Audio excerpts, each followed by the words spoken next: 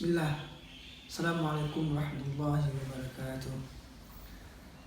Insyaallah pada permulaan yang awal ini kita akan membacakan surah Al-Baqarah ayat 1 sampai 20. A'udzu billahi minasy syaithanir rajim.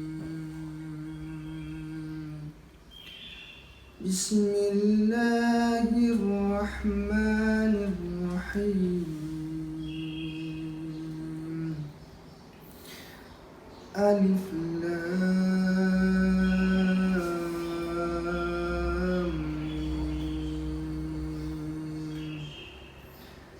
Dzalikal kitabu la raiba fihi hudan lil muttaqin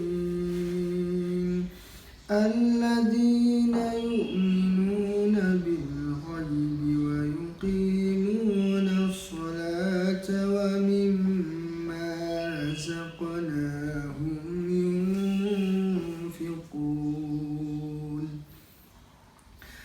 walladzina yu'minuna bima unzila ilayka wa ma unzila min qablik wa bil akhirati hum yuqinun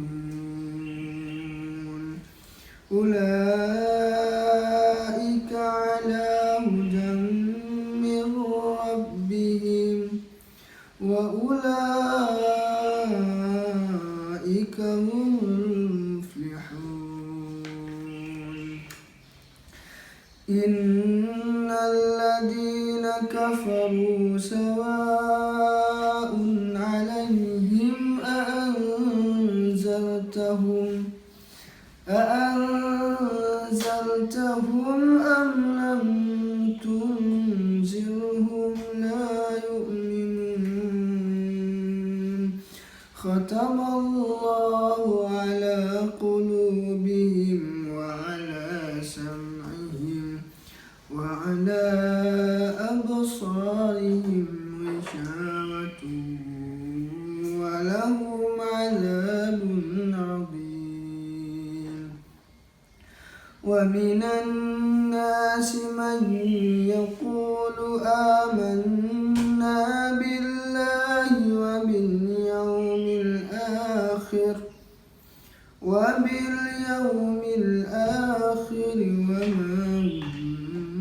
bimu'minin. Yukhadi'una Allaha walladzina amanu wa ma yakhda'una illa anfusahum wa ma yash'urun. Fi qulubihim maradun fazadahumullahu maradan wa lahum 'adzabun alimun bima kanu yaktubun. Wa idza qila lahum la tufsidu fil ardi qalu innama nahnu muslihun. Ala innahum humul mufsiduna walakin la yash'urun. Wa idza qila lahum aminu kama amana an-nasu qalu anu'minu kama amana as-sufaha ala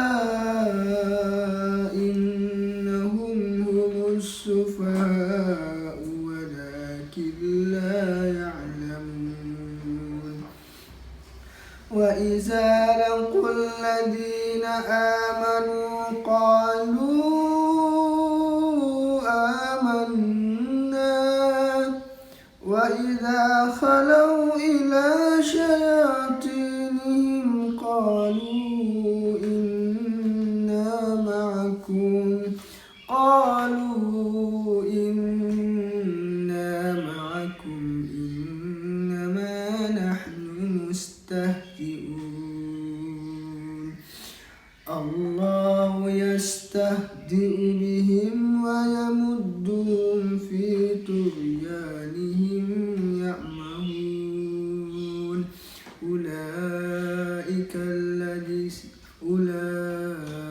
الذين اشتروا الضلالة بالهدى فما ربحت تجارتهم وما كانوا مهتدين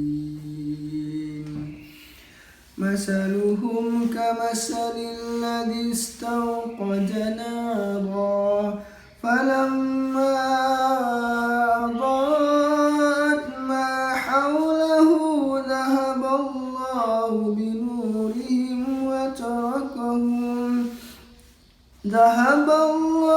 بنورهم وتركهم في ظلمات لا يبصرون ثم بكم عمي فهم لا يرجعون أو كصيب من السماء فيه ظلمات ورعد وبرق يجعلون أصابعهم في آذانهم من الصواعق حذر الموت والله محيط